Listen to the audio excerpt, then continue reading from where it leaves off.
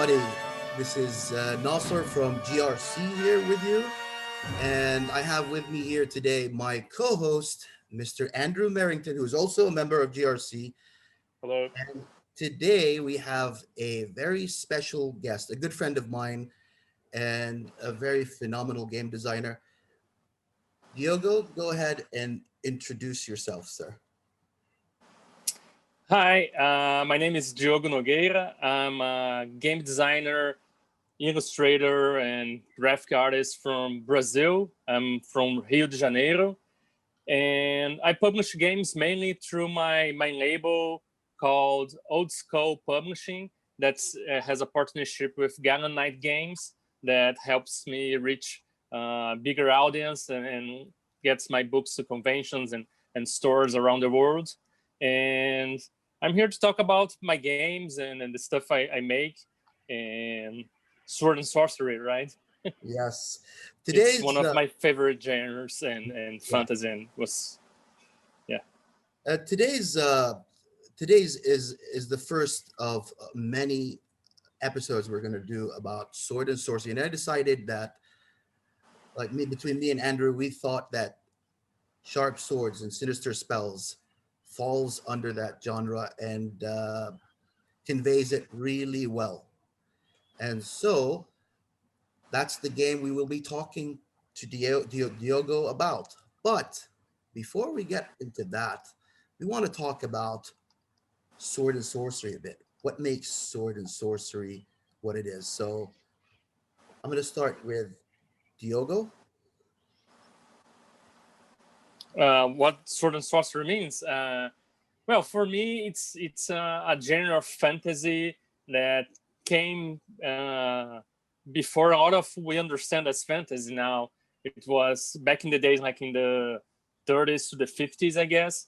It was all considered fantasy. Like you could write science fiction and someone would call it fantasy, and you could write like classical Tolkien-esque fantasy and would call it fantasy, and you would write what many call pulp fantasy, which is sword and sorcery is really part of that, or it's really similar to that. It's a kind of fantasy that doesn't really distinguish very much between horror, fantasy as we understand today, a little bit of science fiction, and for me, it incorporates a little bit of low fantasy. You know, it's not magic isn't everywhere. Like the characters are mainly humans. You don't see a lot of elves, dwarves, and this kind of fantasy races around. And it's more about the characters and their personal objectives, their personal agendas, goals, and ambitions. And they set out to conquer wealth, to conquer fame, to conquer glory, and end up in situations that involves fantasy, involves sorcery, and they have an adventure. It's more about being an adventure than being a hero, you know. If you think about some of the main iconic characters of sword and sorcery, like Conan and Farfalla and Grey Mouser, they don't set out to save the world or save the village. They are out there looking Just regular for, guys. yeah, looking for gold or trying to I don't know, get a paramour they're looking after to impress or something, or just escaping their enemies and running away for something terrible that even they, as the main characters of that story, they can't face that. And that's really encapsulates fantasy for me. It's low fantasy, it's personal, it's not about heroes, about adventures, and sorcery and the supernatural is really beyond the reach of the mostly beyond the reach of the main characters. It's something out there, and it's not common, and you don't see these fantasy races just running around like it's just like some different person. So well said, Diogo. Well said. Andrew, from your point of view, what Yeah, happened? I can't add too much to that. Just to say that, yeah, it's. I mean, I think actually as a genre, we now apply these labels. You know, sword and sorcery, Yeah. high fantasy, low fantasy, and Diogo is exactly right. It was all these sort of published in the pulps as weird fiction, or all just as fantasy, or all just as science fiction, and and not the same sort of distinctions that we are used to with these genres today. I think especially as gamers, breaking these down into real niches. I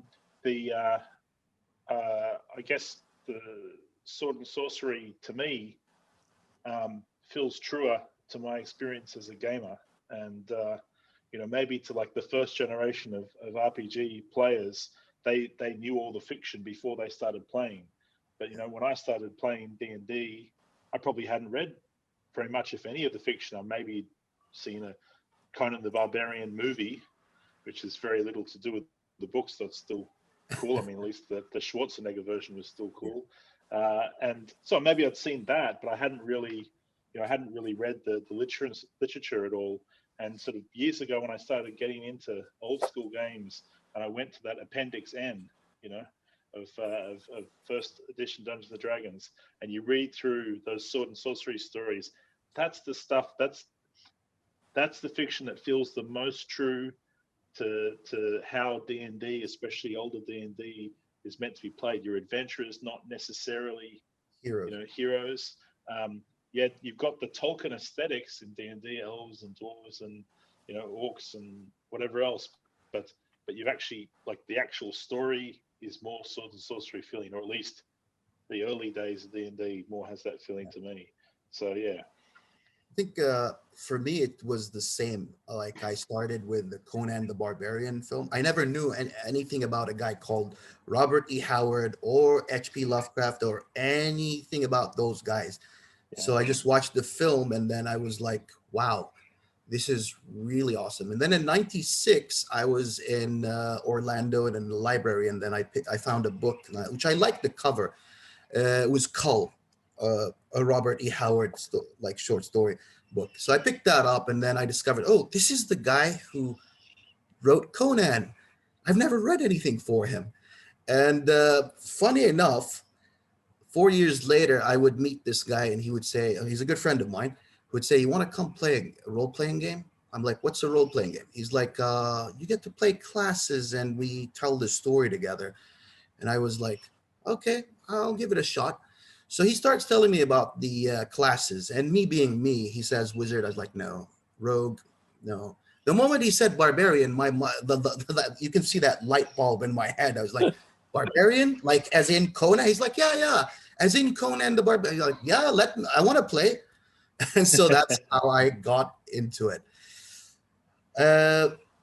Without further ado, let's get to Sharp Swords and Sinister Spells. And Andrew, what do you want to know about this game? Well, this is... I came late to this game. I actually jumped on. So Diogo's a prolific game designer, as we were talking about before we started recording. But I think my first introduction to Diogo's work was actually some later systems that were built on this system. So Sharp Swords and Sinister Spells is, I guess you'd call it OSR adjacent, or it's a old school inspired, but you've actually got lots of modern elements in there as a game design as well, don't you, Diogo? Yeah, well, I call it nowadays like a neo OSR kind of game.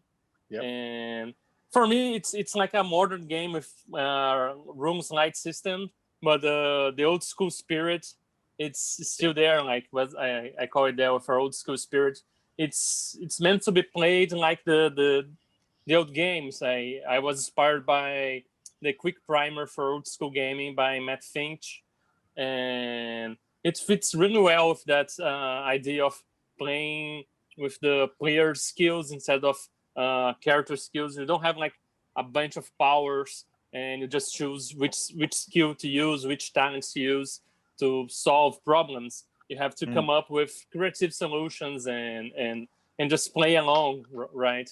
It's really meant to be like an open game and gives you a lot of tools for you to improvise and just see where the story takes you, where the game takes you, and the story unfolds from that, instead of like making everything planned and having a character build planned from first level to the 20th level, you know.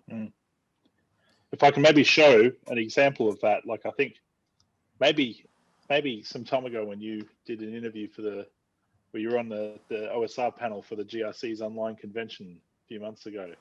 Nasser was trying to show you this table, maybe, I think. Yeah, it this was adventure idea generator. Yeah. Yeah, It just captures the sort of thing I think you're talking about. You don't necessarily like micro plan everything out. Like you can build it. You can build your sort of like high detail, like high level. You know, not the detailed level, but high level sort of points of your goals and things for your adventure and yeah. And you really have a lot of great tables like that in some of your other books too. But you know, you can get a sense of, and these are all like classic sort of sword and sorcery settings, right? Like exotic islands or a forgotten gods temple, this sort of stuff. So the way I see them, they're all seeds for storytelling. Like this is like fuel for your storytelling. Let's say some GMs like they have this it's the same, it happens to GMs where you have writer's block, and a table like this will open things up for you and give you new ideas. Just to, like, if you're, let's say you're not having, it's not your day and you're prepping for your game, you're running this game, and you're not having a nice day with your creativity. So tables like that really open things up for you to the point where you're like, okay, I can run with this, I can run with this. And then all of a sudden you just throw in the players and things just happen. The magic happens, as they say. Yeah, that's what's the goal, right? Yeah.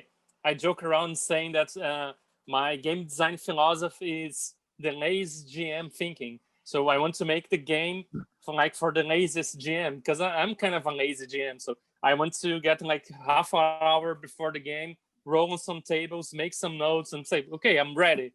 Let's see how this develops, right? So I have some locations, some NPCs with some traits, some goals, because I don't roll just one time on each of these tables. I roll like two to three times, and I mix it up. So maybe there is this guy that wants you to kill his enemy, but there is this guy that has a map for a treasure in the tower of the old wizard that has disappeared, and you offer these hooks for the players and see where they want to go, and you develop from there, right? Yeah. And you did it really well. Like, I can see so much storytelling that can come out of these tables. Like, and it will not look like it's repeated every time, because it's tables.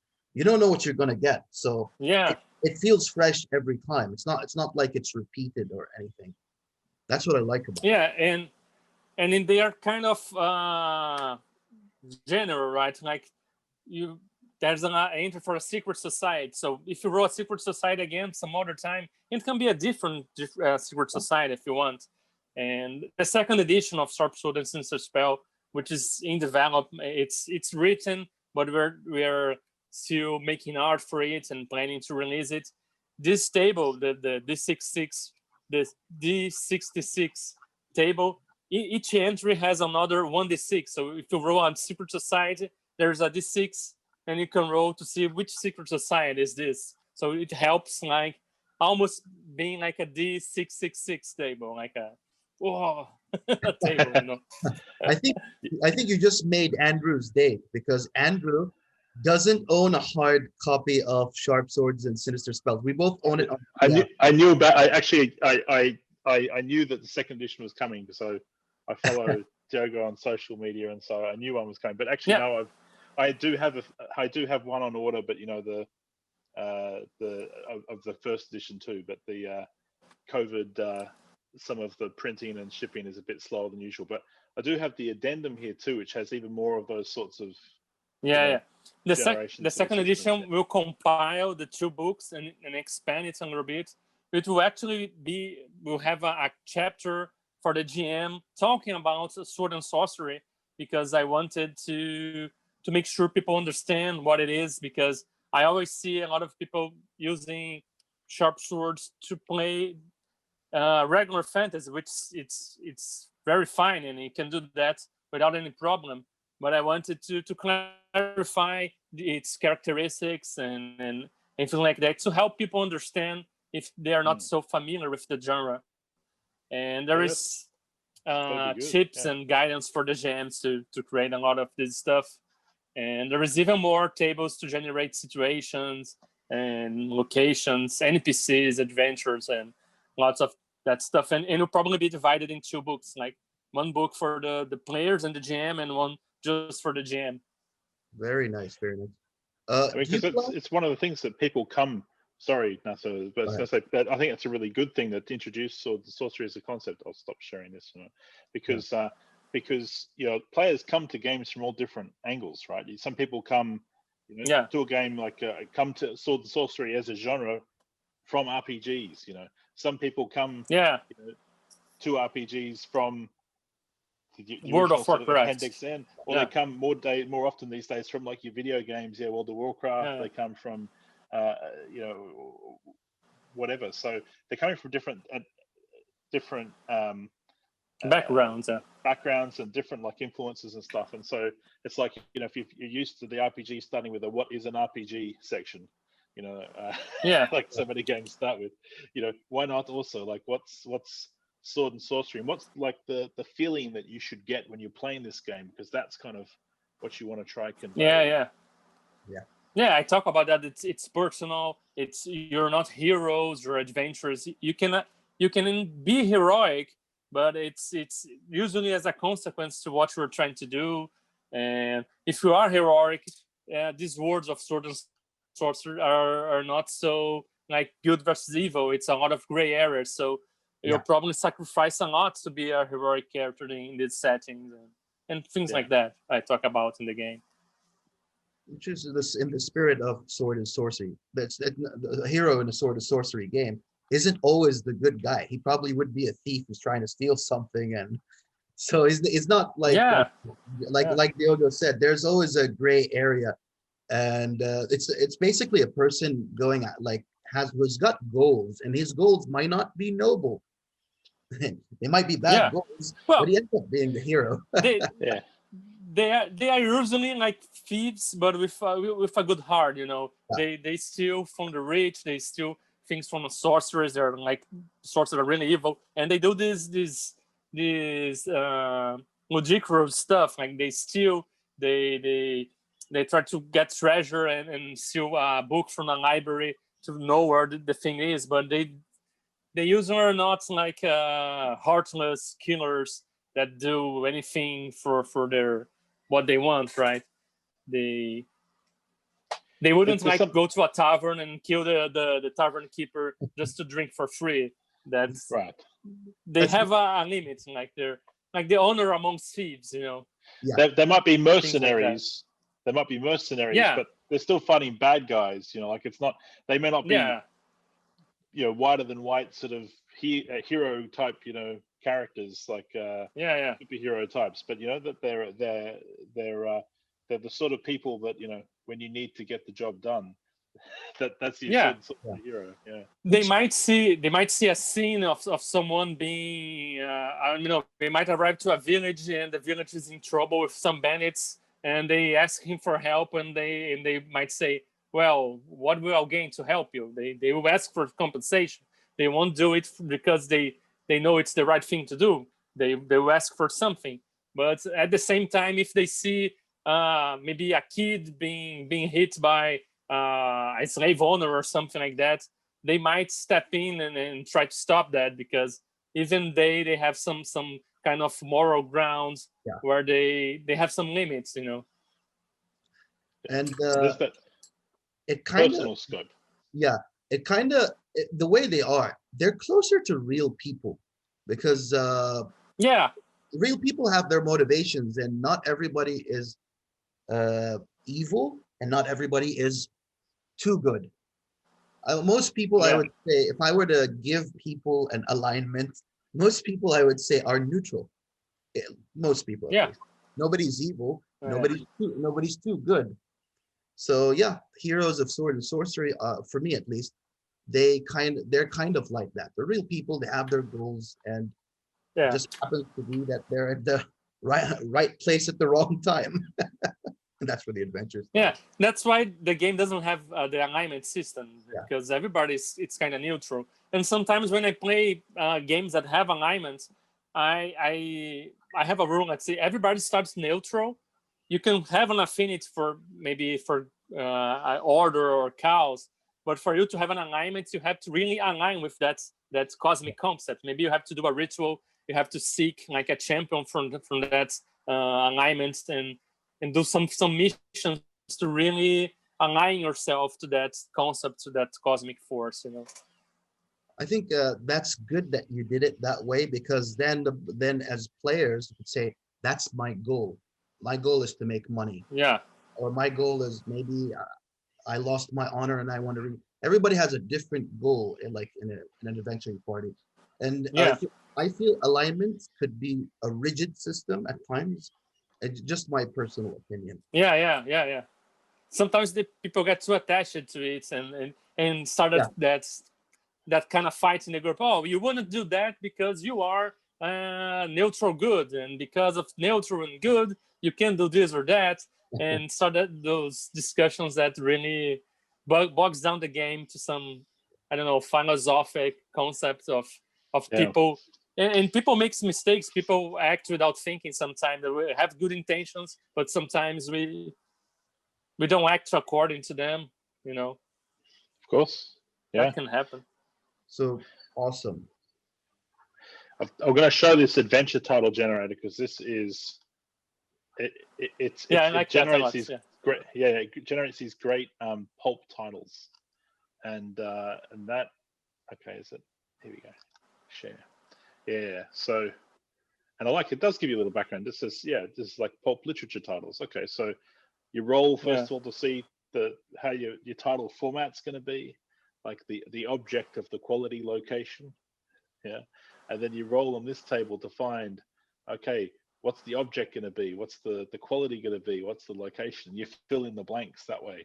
And I guess sometimes you could get the occasional silly title, but mostly you're going to get these. I mean, at least most of it's going to be really evocative, and you can fill in can tweak it. Yeah. And you can interpret and change it a little bit. Maybe you roll and you like to get the decaying bazaar of the cosmic, and you roll bread. I don't think I have bread there, but you can change out. I like these elements, but I don't like this one. Let me roll again, or let me pick one that I really like. And sometimes I don't need to prepare anything for the game. I just roll on this table, and I get an idea for a whole story or adventure just by rolling on this table. Like the crown of the crystal, I don't know, the crown of the Crystal King, maybe. And there is like who is the Crystal King? And you can start there. Yeah. A few words. Gives you such a absolutely. Yeah, gives you such a start. And some of them are not just one word, like from another world. Take bread from another world. I mean, take the most conventional word you can and put from another world behind it. You got something cool. Or from the deep, or from the stars. And actually, this is one of the things I'd like to maybe talk about. You say from the stars. I want to talk about for two reasons. And one is that, like we were talking about with the Swords and Sorcery literary genre, the pulp stories, these would appear in these pulp magazines. To our modern eyes, we'd say, well, that's multiple genres. That's horror. This is fantasy. That's sci-fi. But that's not how they thought about it necessarily back then. So you don't have that same sort of polite respecter of boundaries. Like you could imagine in a Sword and Sorcery campaign stumbling across which is otherwise kind of, I guess, vaguely Dark Ages or maybe even Bronze Age almost sort of technology, stumbling across an ancient laboratory of an alien sorcerer / scientist or something like that. And that could be completely normal as an adventure concept. I mean, say normal, it's going to be cool. But from another world. Yeah. A robot, like a really ancient robot that is buried in a tomb of a sorcerer that would travel through time, and it could be there, right? And if you look at the stories that inspires the game, and the really iconic stories from the Sword and Sorcery genre, like even Conan on the Tower of the Elephant. He goes there, and there's this elephant alien that it's from another world. He's really talking to an alien that came through this world, and if you go for Farfaden Grey Mouser too, they go to a tower, and that the tower itself, it's like a living thing that has some crystals that seems like stars or something. And for me, that thing could be like a rocket ship that seems like a tower to them, and it could be something like that. Yeah, one of my favorite authors is actually from that era is Clark Ashton Smith. And a lot of his stuff, you can see like, he can write something really on that sort of horror side that fits very well into a sword and sorcery sort of setting, and absolutely. He's that sort of the author that sort of moves so easily between what we now sort of feel are more distinct genres, so that's that's something I think that's lost in a lot of the. You could play a sword and sorcery game, I think, with D&D, right? But modern D&D has actually become self-referential.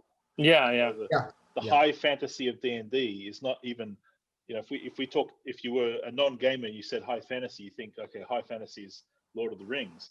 You say Lord of the Rings is high fantasy to a D&D game, you're like, nah, it's kind of low magic. I mean, it's not the same thing. So it's become self-referential, and I just like getting back to that sort of roots where you feel like anything could happen. And I always, anytime I'm rolling on something like this, I feel like anything could happen. I wanted to add a point. I don't know. Correct me, guys, if I'm wrong. Robert E. Howard and H.P. Lovecraft, they were pen pals, right? Clark Ashton Smith. Clark Ashton Smith too. Yeah, they never got this. When it comes to Robert E. Howard and H.P. Lovecraft, they never got to see each other physically, but they had letters between them. And I think each referenced each other's world in writing. I think in a tailored, something like that. I read it in an article. So, and you can see it like. And you can see some elements like in Conan that have a little bit of that Lovecraftian of Lovecraft in it, and then absolutely. So it's like not the only voids, then It's not so. When it comes to sword and sorcery, you're not limited to one genre. That's the cool thing. You can go like you can have one shot or a full or half a campaign that's like horror, where the heroes are trying to do something. And then they just fall into this horrific situation, and then they have to survive. And this is what I love about it. Like, it's not limit. It just doesn't limit you. Yeah, that's my favorite part. I love using like quotes and quotists, and they're always trying to bring the end of the world or bring their god back to awaken their god or something like that. And they are always these alien creatures from the mythos of Cthulhu, right? These creatures that they aren't really like a god of fortune, a god of death. They're just Hogogoth, the gods of crazy dreams and immortality or something. And they become monsters, and like the cultists themselves start to have mutations, and they really start to become aliens. That's like, if people ask me what's your favorite monsters to use on your games, and I say cultists. I love cultists because they're human. So there's, well, should I kill this guy or not? They're like humans. They may have a family, but they're kind of monstrous too. Like they are worshipping creature from another plane that wants to consume reality, and it's fun for me. I don't know. I really like. They're very relatable, like as a villain. Like, and we talk about this when we say villains, right? Somebody like, for example, like the big bad monster just came in. That just grows old really fast. But if your villain has motivations and he's got goals, and I think he would become more relatable. And then when you face off against him, that makes it a very hard decision. Do I kill him? Do I not kill him? Do I let him live? And I see your point there, Diogo. this is what the other reason I said I picked out Yeah. From the Stars in particular. Is I want And to talk about this. Yeah. it's fun. Oh, maybe we've got a connection problem. Have we lost Diogo? Diogo. Hello.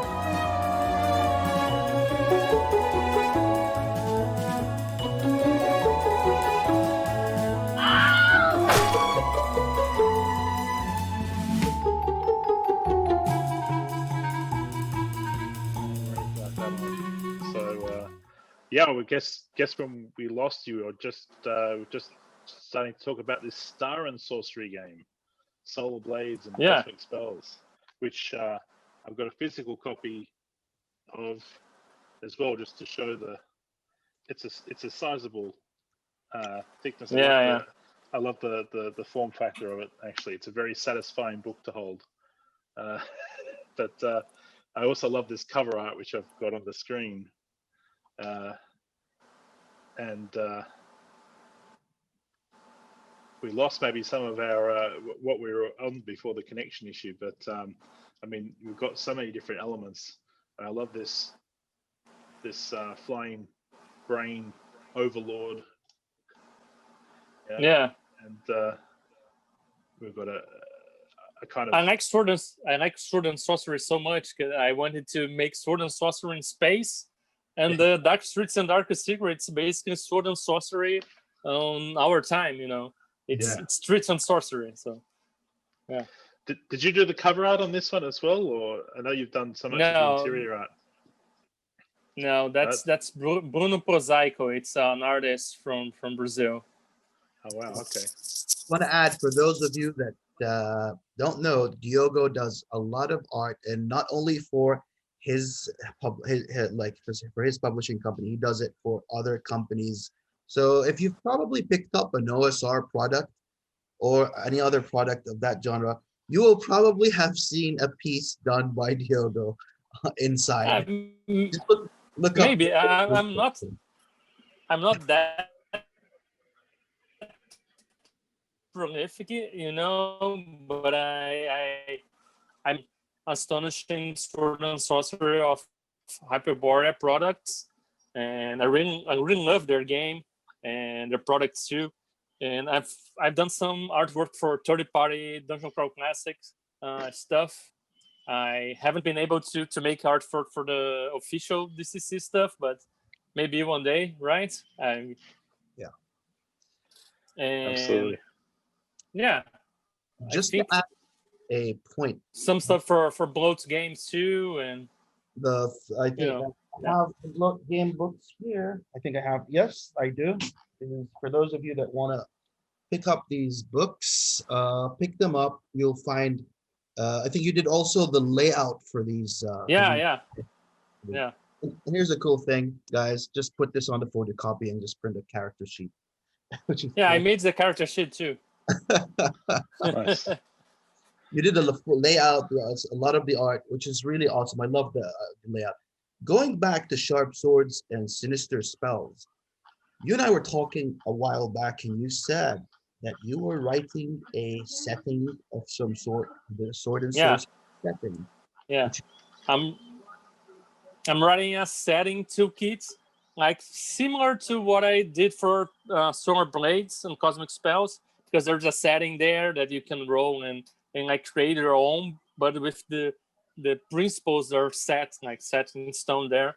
And I'm doing something similar for Sharp Swords and Sinister Spells, and the setting is called Antelius, which is like an ancient Earth or something like that. And it's inspired by a lot of things, from Robert E. Howard to Fritz Sniper and Neil Hall, and even our reality.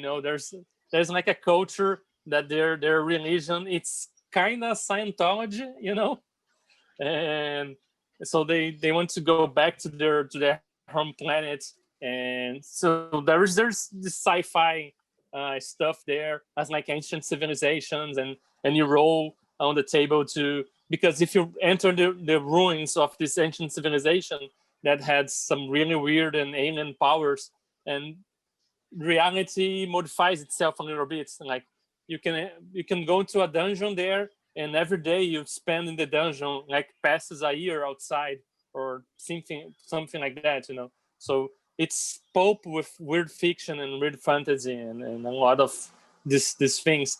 And I try to create cultures inspired by classical sword and sorcery culture, but modifying a little bit, you know.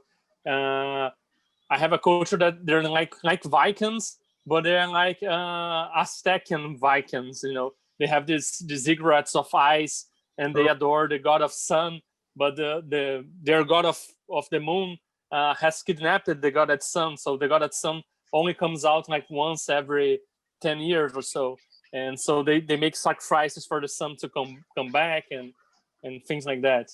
So you flavored it in your own vision. That's the cool thing. I'm looking forward to that addition to the product. We did tackle the setting. We did talk about sword and sorcery, but we didn't talk about the mechanics, because here's the thing. We're talking about the game itself. We want to tackle a bit of the mechanics. And tell us about the mechanics and like what did, when you were designing them, what did you want to add and what did you want to cut out of the game, like you didn't want to have there?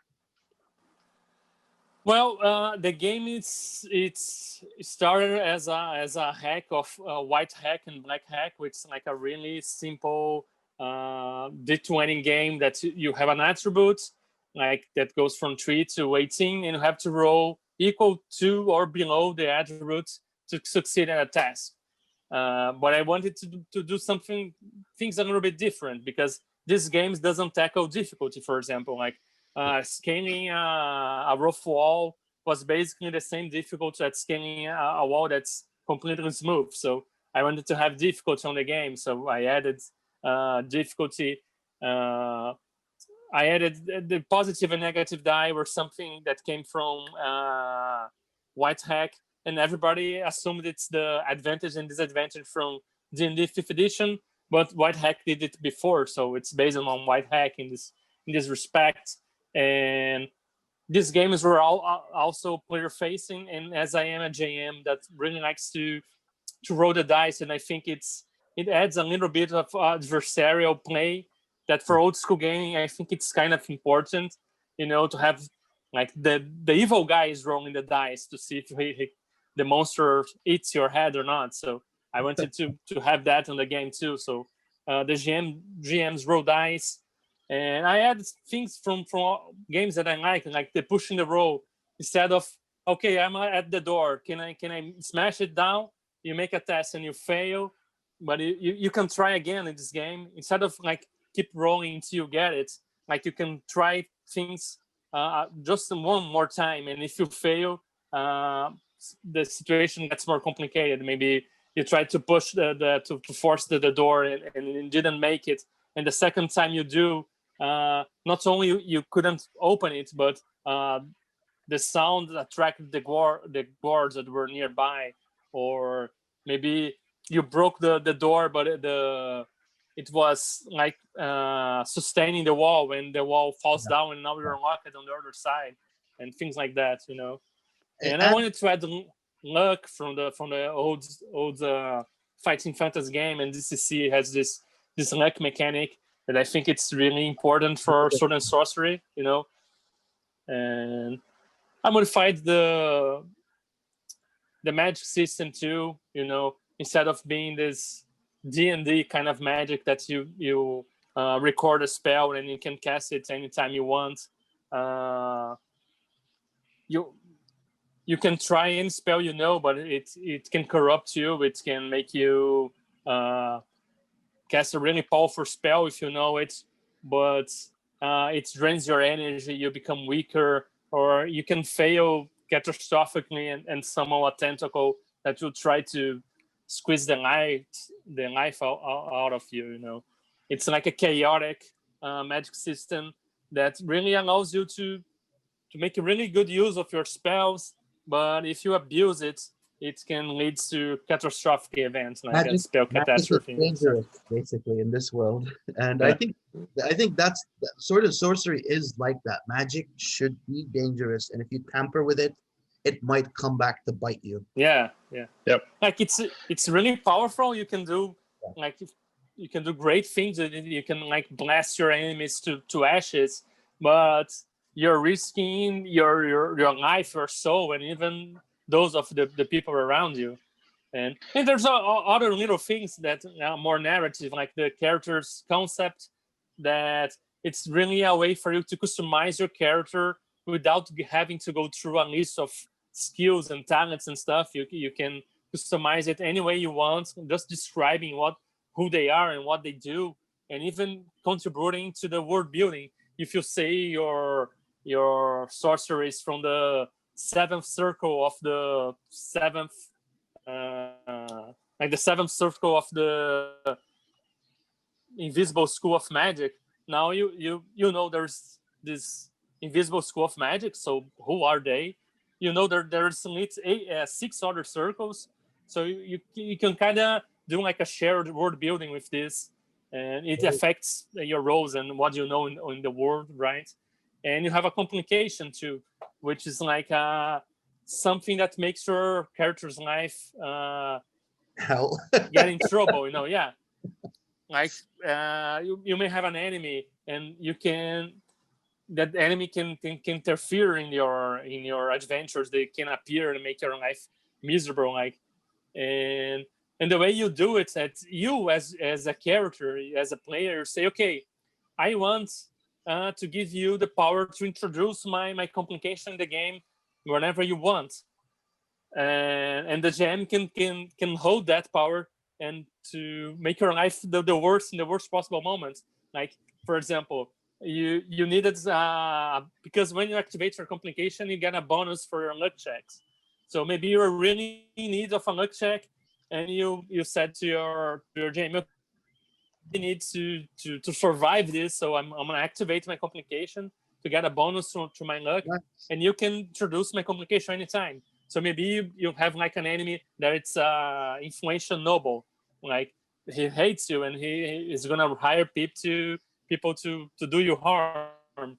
So maybe you're in the adventure just from the worst could happen, like you lock the demon thing that came out of the portal in this ancient tomb, and you're just got out of the dungeon, like just getting some brief and briefing, and as you get out and you're about to, I'm alive, I'm escaping, and as you got out there, you see the noble accompanied by like 6 guards and say, oh, fancy, I find you here.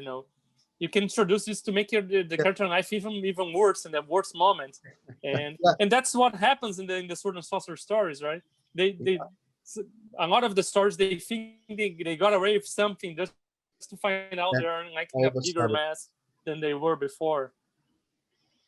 Awesome. These sort of mechanics that like this like complication to improve your luck die one step, and the luck die itself, like.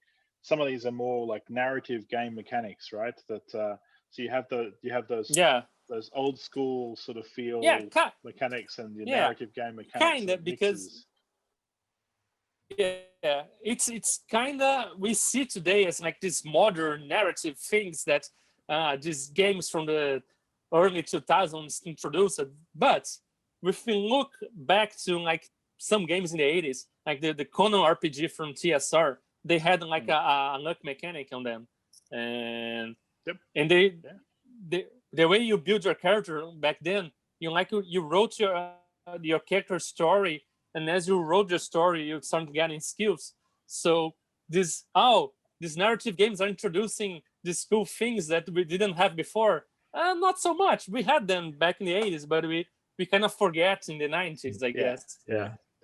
There is kind of a sophistry behind the I mean, not to start the sort of the war that happens in the RPG community over these topics, but like there is kind of a sophistry that underpins some of that movement in the early or in the early 2000s, maybe, that's like as if these things hadn't been done before, and maybe some things are novel presentation, but I mean, I'm really a fan of this book here, the Still Like an Artist from Austin Kleon. I love his books. I mean, I have to read it again because I'm kind of in a slump now. and these books always help me get a new boost. And one thing they say is like the passage from the Bible, and there's nothing new under the sun. And they say also that everything that has to be said has already been said. Yeah. But since no one was listening, you can say it again, right? Yeah. Yeah. That's basically it. Like almost everything you can make has already been made, but you can say it like in some different way that and mixing with other stuff that will appear new and original to a lot of people. And sometimes they can have access to this thing that already done what you want to do now. So you are making it accessible again, which is really cool. I mean, the TSR RPG from Conan, you can get it nowadays. And so if you make a game that's almost like that with something different, I think it will be worth making it again, you know. It always goes back to that's code. what yeah, that's basically what the OSR is, right? Especially the retro clones. They're making something that has already been made, but they are presenting it in a new way, in a more accessible way, in an easier to use way. Like even the totally retro clones that only simulate the previous edition, like the old school essentials. It's basically D&D BX, but it's presented in such an easy way to consult the tables, to read the book, to have the information really accessible to you. So it's a really great product, even though it's basically a republication of a game that already had been published, right? That's right. Yeah. Coming to closer to the end of our discussion, anything you want to say, Andrew, or about the game? Well, not just about this game, but I think actually people should check out all of Diogo's games, right? But I mean,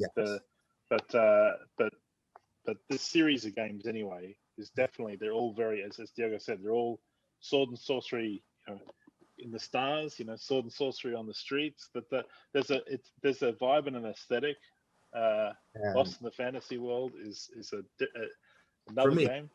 It's the best role-playing game. Lost in the Fantasy World by Diogo as well is the best role-playing game that I have seen to introduce kids to role-playing games without making it too complicated for them, and just making it so easy to get them into it. And it also reminds me of that, and you've written that in the book, of that D&D cartoon series of the back in the day. Yeah. It's an inspiration. So this is one book that I really like because I feel it's unique. I've not seen many products like this in the market, and I think for those of you that are watching, you've got kids and you role play, you want to get them into a game, this is a game for you.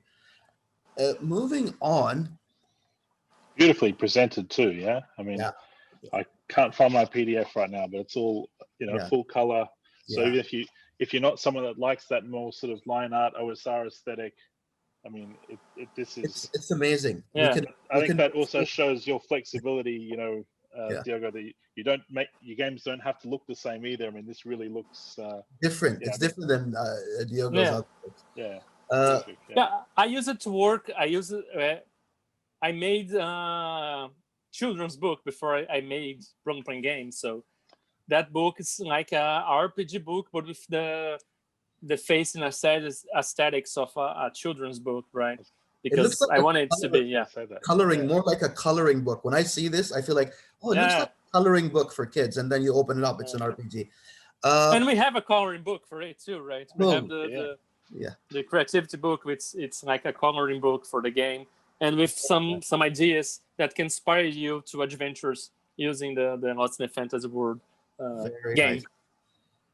Nice. Diogo, you have something coming up in the pipeline. We talked about it, like I think a lot of stuff, but the one that's closer to coming out, the design. You've worked on 3 designs in this time of COVID. You've been working on 3 designs. So tell us about those 3 designs that you're working on. Yeah, The pre-launch, the coming soon page for the Kickstarter is open. So if anyone wants to follow there and see what's cooking, and it's a trilogy of games. Like they are OSR games, like old school style games, but with a really minimalistic system inspired by the Into the Odd and the Electric Bastionland. And they're basically cover 3 types of survival horror style games, which is zombie apocalypse with the Dead Are Coming, which for me it's like the zombie apocalypse game I always wanted to play, because it has all the rooms you need and just minimalistic enough, and you can play people like you and me or anyone else that just wakes up in a world that the zombies have ravaged everything, and you really focus on resource management. Like you have food, water, fuel, and bullets you can use like to survive, and you can build communities and try to find a secure shelter.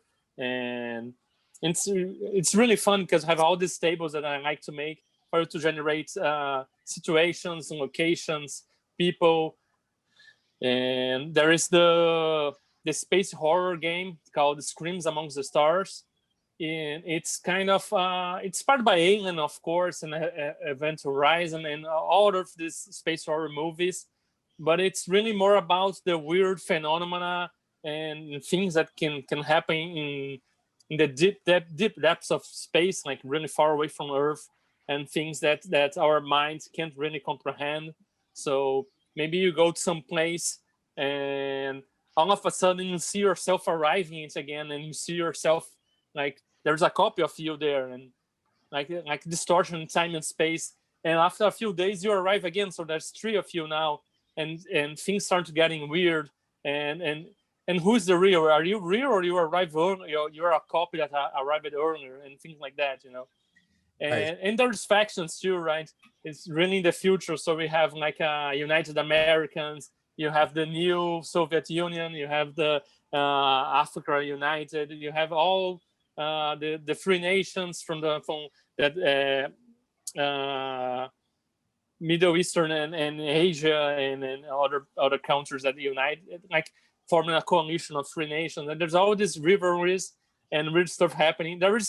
Of course, there is flesh eating, a chest, exploding aliens too. If you want, you can put it there, and have some other weird kind of aliens, like aliens that can took a human appearance, and aliens that always like watchers observing everything that's happening from the distance. And again, it's a really simple system and focusing on horror, on the sanity mechanics.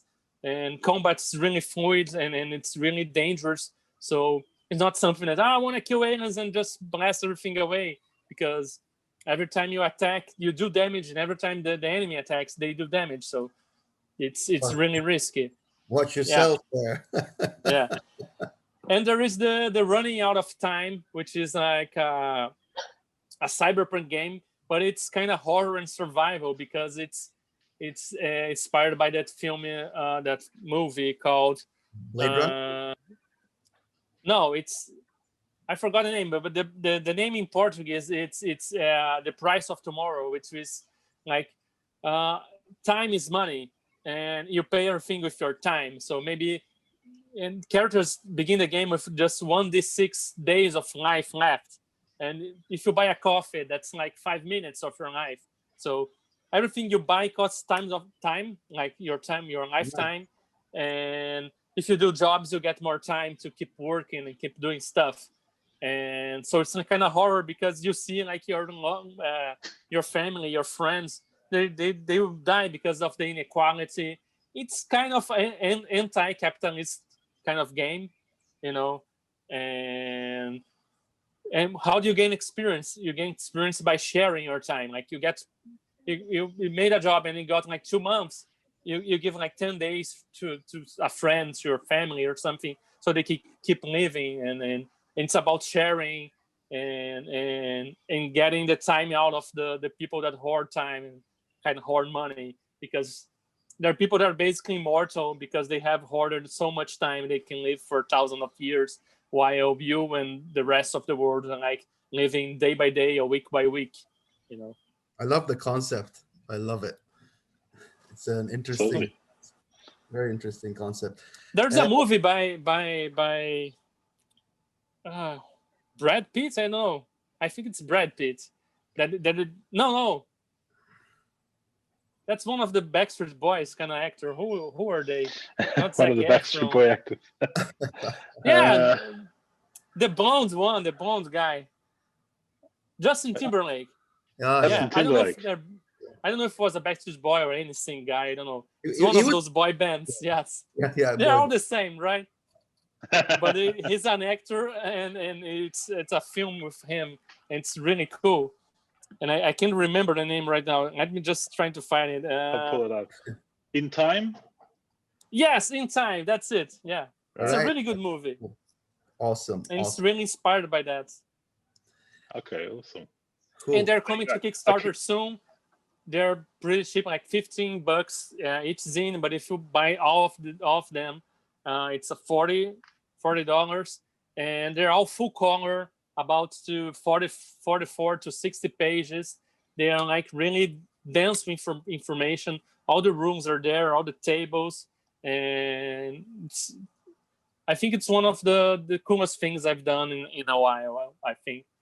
I have them on my. I'm waiting for the Kickstarter just to start, so I can start backing the product. Just want to say, Diogo, thank you for coming on to the Golf Role Playing community on behalf of me and every member of the Golf Role Playing community Absolutely. YouTube channel. Andrew, it's always a pleasure to be a co-host with you. For those of you that are watching, guys, we will have a drive-through RPG for added to the channel for this particular video, where you can see Diogo's products, and if we release this in time with the Kickstarter, we will have a Kickstarter link there as well. So thank you, everybody, and hope to see you in another episode of our Swords and Sorceries series, me and Andrew Marrington.